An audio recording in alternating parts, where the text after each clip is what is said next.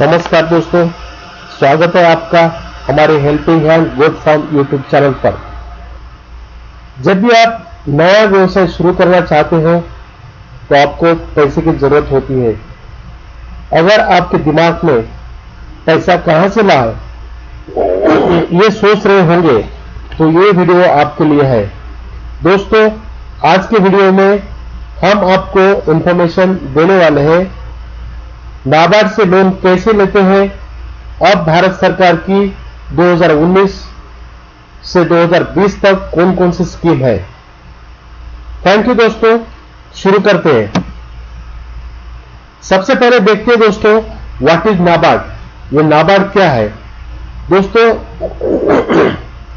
नाबार्ड जो है दोस्तों, ये national bank for agriculture and rural development है दोस्तों। ये दोस्तों काम करती है mainly agriculture and rural development के लिए काम करती है दोस्तों। इसके लिए इसका नाम रखा है NABARD, national bank for agriculture and rural development. ये कब बना है दोस्तों? ये NABARD came into existence on 12 जुलाई 1982। ये 12 जुलाई 1982 में उसका जन्म हुआ है, एग्जिस्टेंस हुआ है। ये दोस्तों पहले जो आरबीआई के जो फंक्शंस थे और उसके बाद में refinance function of agriculture refinance and development corporation, इनका जो काम था दोस्तों अभी ये नाबार्ड पे सौंप दिया है। ये नाबार्ड सारा कुछ एग्रीकल्चर एंड रूरल डेवलपमेंट के लिए, सारा एक्टिविटीज के लिए गवर्नमेंट ऑफ इंडिया की ओन बॉडी है दोस्तों। ये बैंक है, इसके थ्रू सब कुछ होता है दोस्तों। अभी गवर्नमेंट ऑफ इंडिया की जितनी भी स्कीम आती है और उसके लिए जो फंड लगता है ये फंडिंग करती है दोस्तों।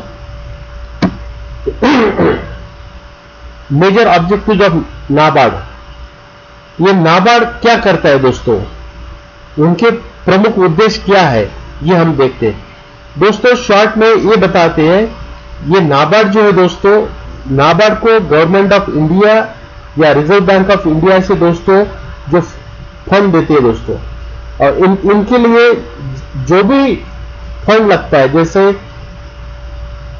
रूरल डेवलपमेंट के लिए या एग्रीकल्चर डेवलपमेंट के लिए जितने भी फंड लगते हैं तो ये गवर्नमेंट ऑफ इंडिया के अप्रूव फंड से दिया जाता है दोस्तों। ये तो एक हो गया।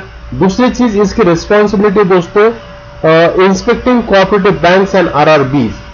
ये दोस्तों regional rural bank and other cooperative bank है, उनका इंस्पेक्शन भी करती है, कैसे काम कर रही है, क्या काम कर रही है बैंक्स।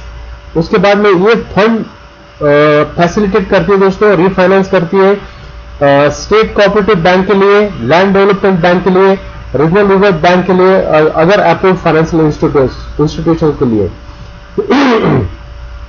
और दूसरा चीज ये भी है दोस्तों, it maintain research and development fund to promote research in agriculture and rural development.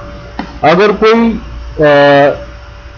Research करना चाहता है तो रिसर्च के लिए, एग्रीकल्चर एंड रूरल डेवलपमेंट के लिए जो भी फंड लगता है ये प्रोवाइड करती है, और ये स्टेट गवर्नमेंट को भी हेल्प करती है दोस्तों, असिस्ट करती है। तो ये सब शॉर्ट में नाबार्ड का ऑब्जेक्टिव है दोस्तों, उद्देश्य है दोस्तों।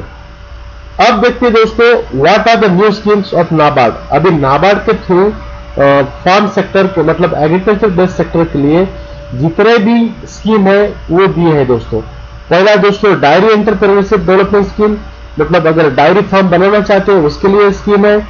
उसके बाद में capital investment subsidy scheme for commercial production for organic biological inputs, ये खेती के रिलेटेड जो भी है यूनिट्स उसके लिए लोन देती है दोस्तों।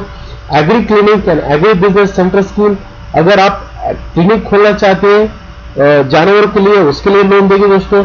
अगर एग्री बिजनेस के लिए कुछ सेल आउट सेंटर्स खोलना चाहते हैं तो उसके लिए भी लोन देगी आपको। और चौथी चीज है दोस्तों national live stock mission.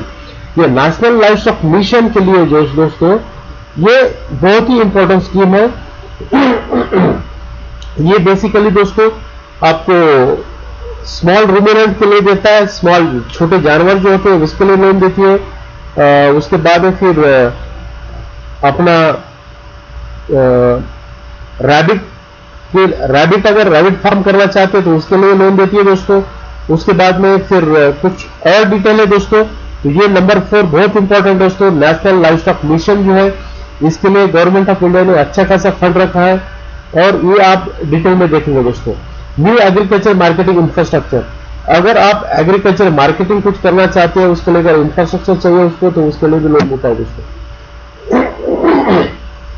Sorry, who can benefit from the scheme, दोस्तों अभी इसके लिए कौन कौन फायदा ले सकता है इस स्कीम का?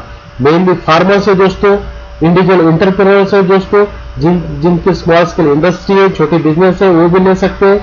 नॉन गवर्नमेंट ऑर्गेनाइजेशन मतलब एनजीओ, कंपनीज, कोऑपरेटिव, ये सब कुछ लोग बेनिफिटेड है दोस्तों। ये सारा कुछ ये बेनिफिट मतलब फायदा ले सकता है इस गवर्नमेंट स्कीम का दोस्तों।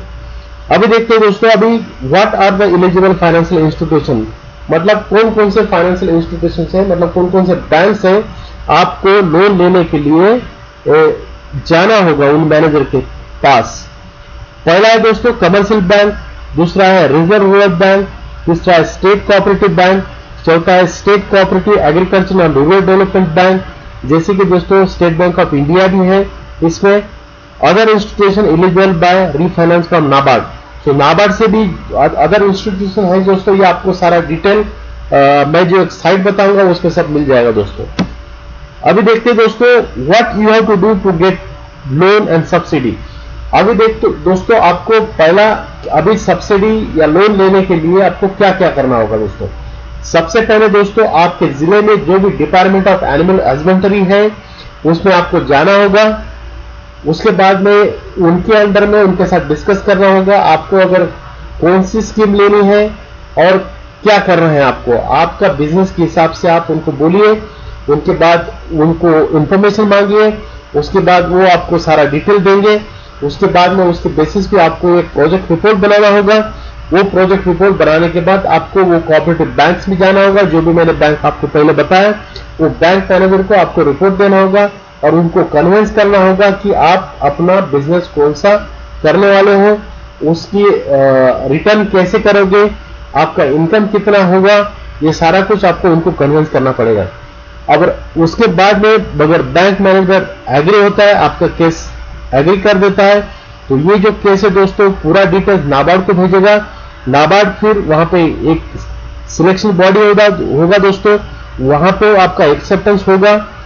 तो आपको तुरंत अगर आपका लोन मतलब केस आपका जो लोन केस सैंक्शन हो जाएगा, तो आपको तुरंत फर्स्ट इंस्टॉलमेंट आ जाएगा, सेकंड इंस्टॉलमेंट आ जाएगा, थर्ड इंस्टॉलमेंट आ जाएगा। वो आपके जो भी लोन के इंस्टॉलमेंट है उसके हिसाब से आ जाएगा। और बाद में दोस्तों NABARD will send the back and subsidy also. ये जो गवर्नमेंट ऑफ इंडिया दोस्तों, ये नाबार्ड जो है ये गवर्नमेंट ऑफ इंडिया का फंड यूटिलाइज करके आपका सब्सिडी अमाउंट बैंक है उस बैंक को भेजेगा।